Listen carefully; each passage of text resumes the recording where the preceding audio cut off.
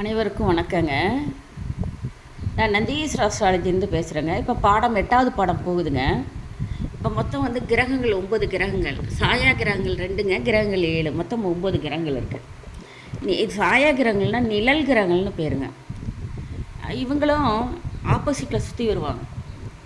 இப்போ வந்து ஞாயிறு, திங்கள்னா சந்திரன், செவ்வாய்னா அங்காகாரன், புதன், வியாழன்னா குரு பகவான், வெள்ளினா சுக்கிர பகவான், சனி பகவான், மொத்தம் 7 கிரகங்கள்.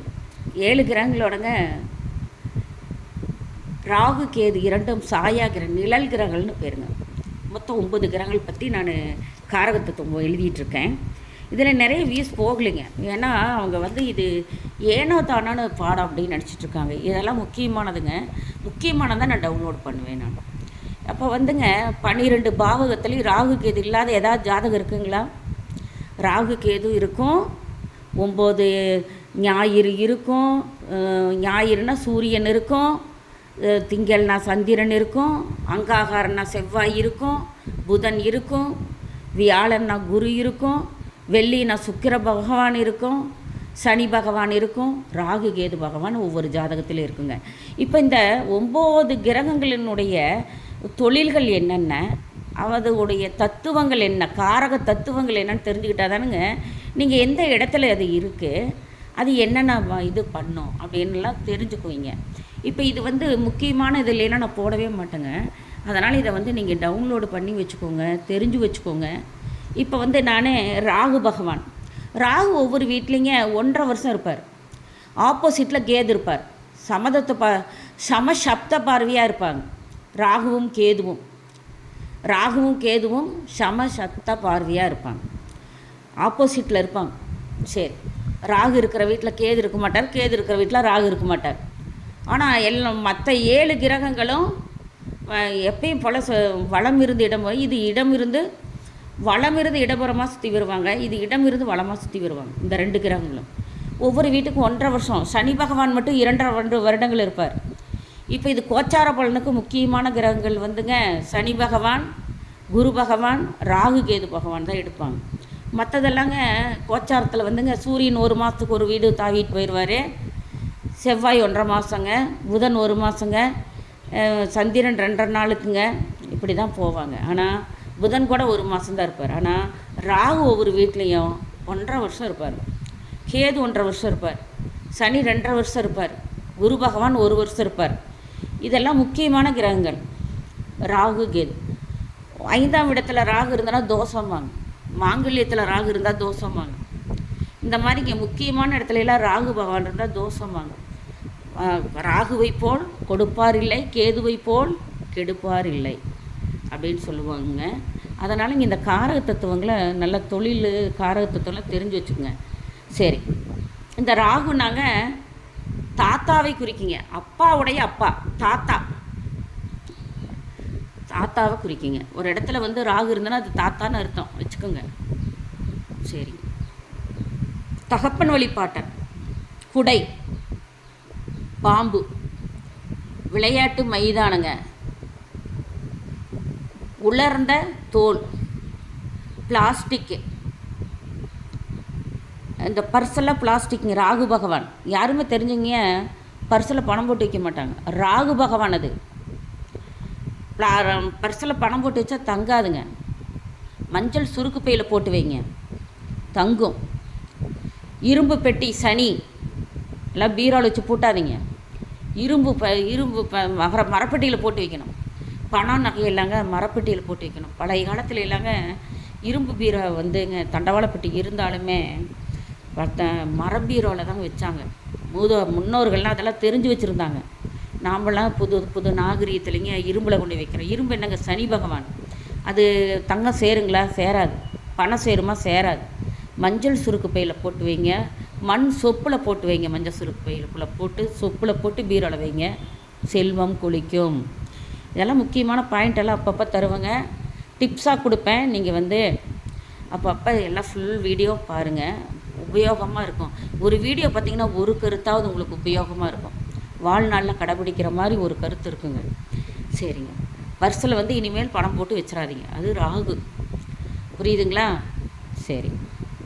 அது லட்சத்தில் ஒரு 10 பேர்த்துக்கு ஒர்க் அவுட் ஆகும். ராகு உச்சத்தில் இருக்கிறவங்களுக்கு ராகு பகவானுடைய இதில் அந்த பலன் தர நேரத்துக்கு அவங்களுக்கு தருமே ஒழிய எல்லா காலகட்டத்திலையும் தராதுங்க. சரி. பிளாஸ்டிக்குங்க, ரசாயனம், மருந்து, மரக்கிளைங்க, ரப்பர், சேமிப்பு கிடங்குங்க, சேமிப்பு கிடங்கு, காப்பி கொட்டை, முட்டை வடிவம், வட்ட வடிவம், களவுனா திருட்டு போகிறது, மோடி வித்தை, கண்கட்டி வித்தைங்க, நிழல், மாயை, கடத்தல் தொழில், வஞ்சகம், சூது, வேஷம், உலர்ந்த மரம், குடல், மலக்குடல், விதை, கொட்டை,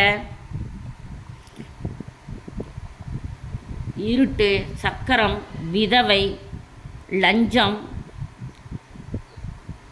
விபத்து, வாயகன்ற பாத்திரம், இதெல்லாங்க காரக தத்துவமாக வருங்க இதுக்கு. சரி. ராகுவின் குணங்கள்லாம் எப்படி இருக்குன்னு பார்க்கலாம். பேராசை குணங்க ராகுக்கு.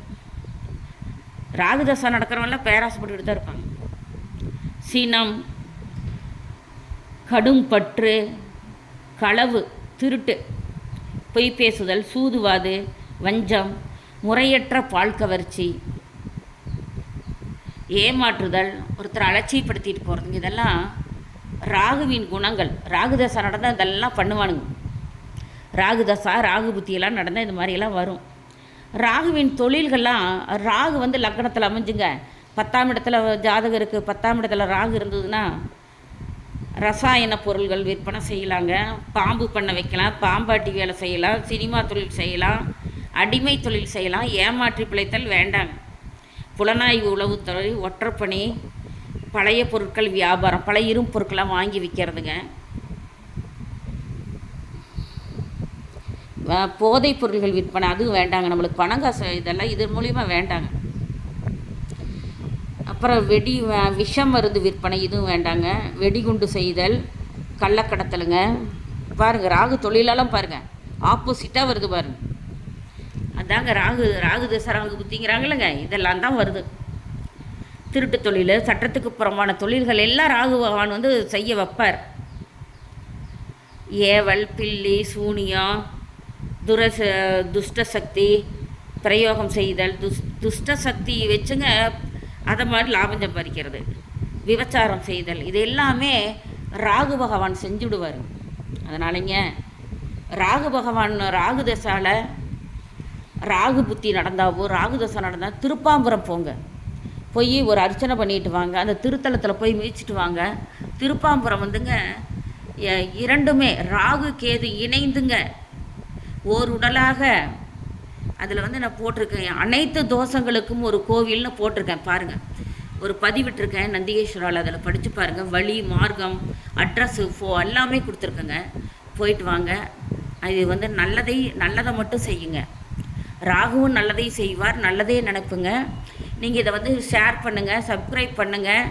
அடுத்தது வந்து கேது பகவானை பற்றி போட போகிறேன். அடுத்தது சூட்சமங்கள்லாம் போட போகிறேன். எனது சப்ஸ்கிரைப் பண்ணாதவங்களுக்கு அது கிடைக்காதுங்க.